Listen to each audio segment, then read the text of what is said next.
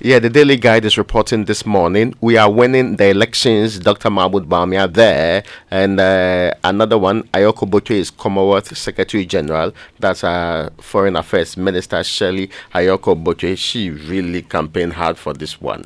Months of a lot of work on her. But she's Commonwealth Secretary General. And yeah, if you do not know, Commonwealth is the... When colonialism ended, we found a way to still keep in touch with our colonial masters. And the arrangement is that we belong to a group who are pursuing our Commonwealth. Yes. That's the intent as to whether we are anywhere close to it. But with Ayoboche as Secretary General, we shall achieve true Commonwealth. Amen. Yes. Amen. Amen. We believe that 100%. I don't like the look of it. Massive congratulations to her, though. You see, nobody would be responsible for your development unless you are keen on developing. Agreed.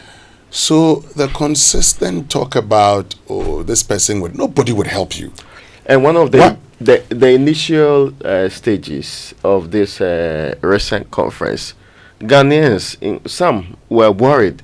You know, the president has been on this, give us reparation and kind of thing. They were really worried about the UK Prime Minister saying that, please, we have no reparation on the table, at least not now.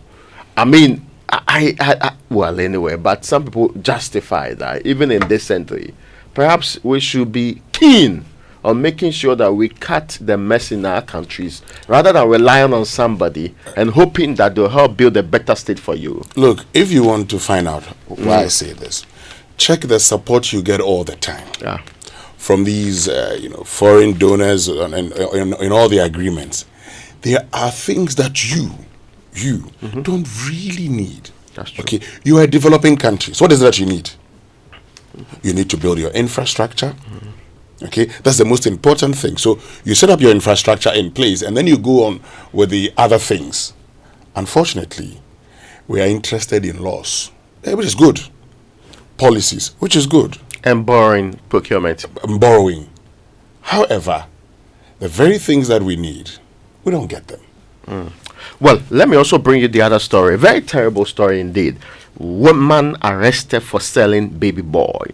So this is a 35-year-old mother of 6. She gave birth 2 weeks later. She went to sell the baby for 300 Ghana cedis. What? Then she's been arrested. And I mean, what will drive a mother to sell a child that they've actually carried for 9 good months? I can only, and maybe sometimes you should explore the options too. There is something called postpartum depression.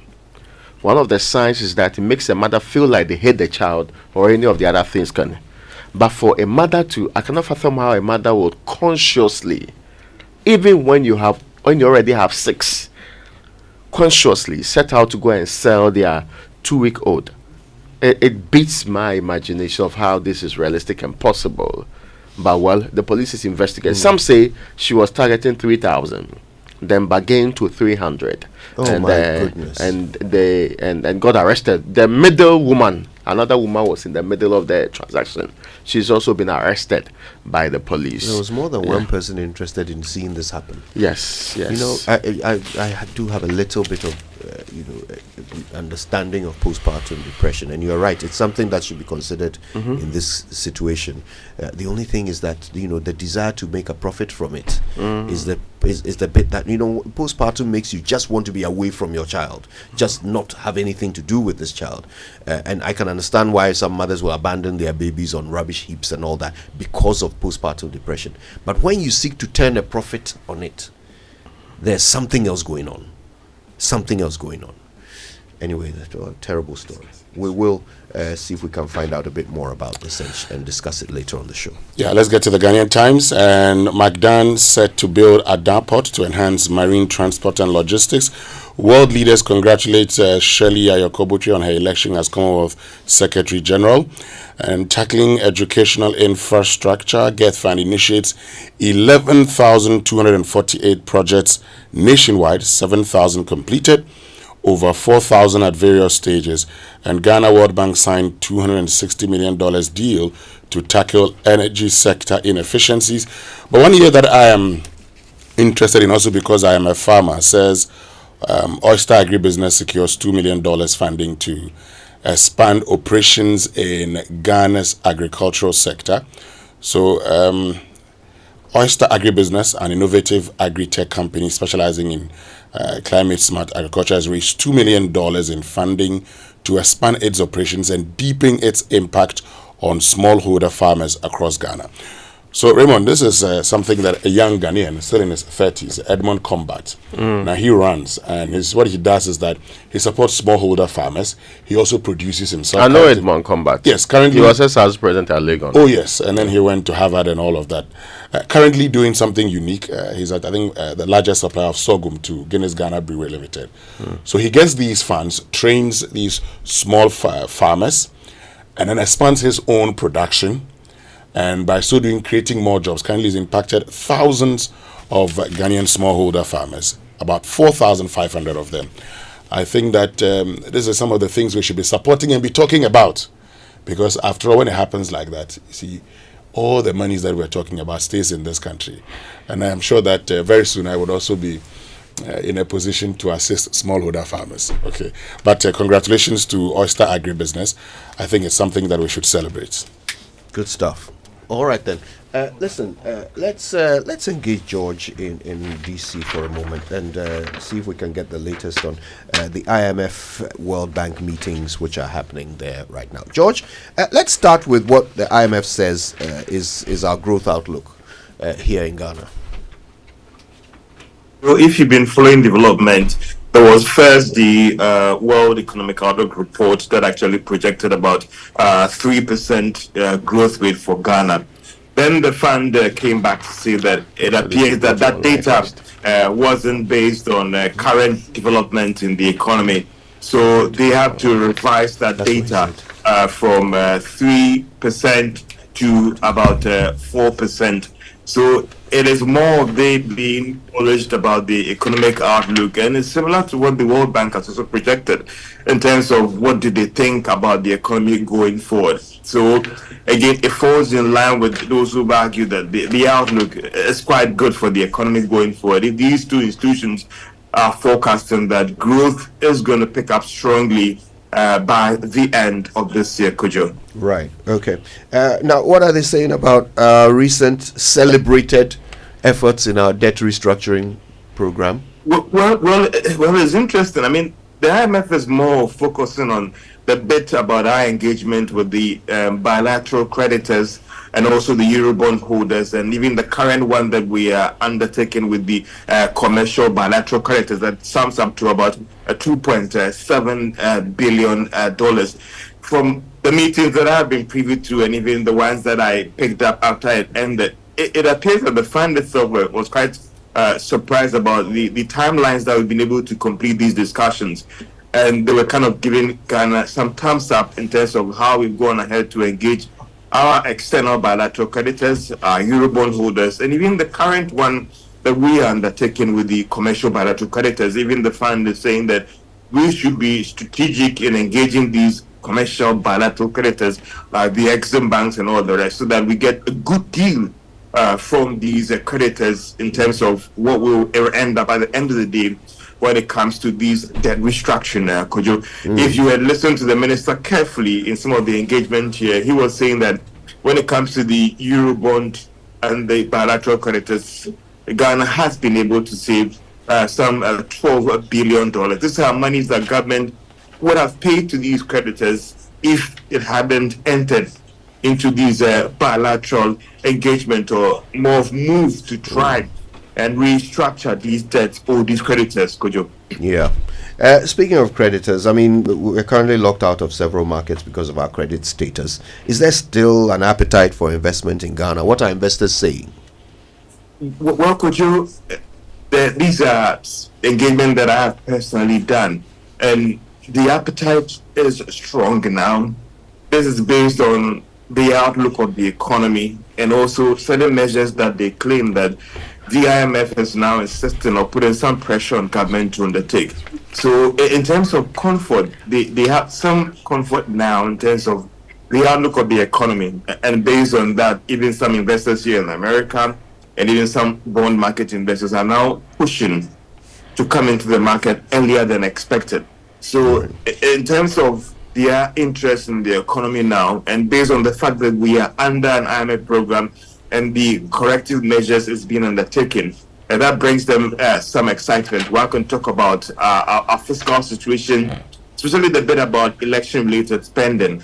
Also, the bit about what is being done to correct issues in the energy sector. And I know you have some of the voices and the clips there about what the minister has been saying about the cash waterfall mechanism, the bit about restructuring the debt for the independent power producers as well, and other reforms that is being undertaken, which the minister said that going forward, he thinks that we need a private sector participation in the energy sector. So some of these corrective measures that the investors think that is being instituted gives them some level of comfort that now they are sure that when they come into the market, in terms of the returns that they're looking for and those fiscal responsibility. Now, government is saying that every quarter they will be releasing our debt situation and the payments that are being made as well. A fiscal council being established to more of have that constitutional or more of giving some legal backing to check government when it comes to spending and all those things. So some of these reforms that is being undertaken under the fund program is giving some comfort to these investors, and it is like they now want to quickly come back to the market. Right. Now, we know that the finance minister had a presser, Dr. Amin Adam. Give us a quick summary of what was shared. So let's first start with growth and the bit about the IMF projecting that we would end the year at 4%. The minister even believes that based on what they have done, we would end the year growing far higher than the 4% that the IMF has projected.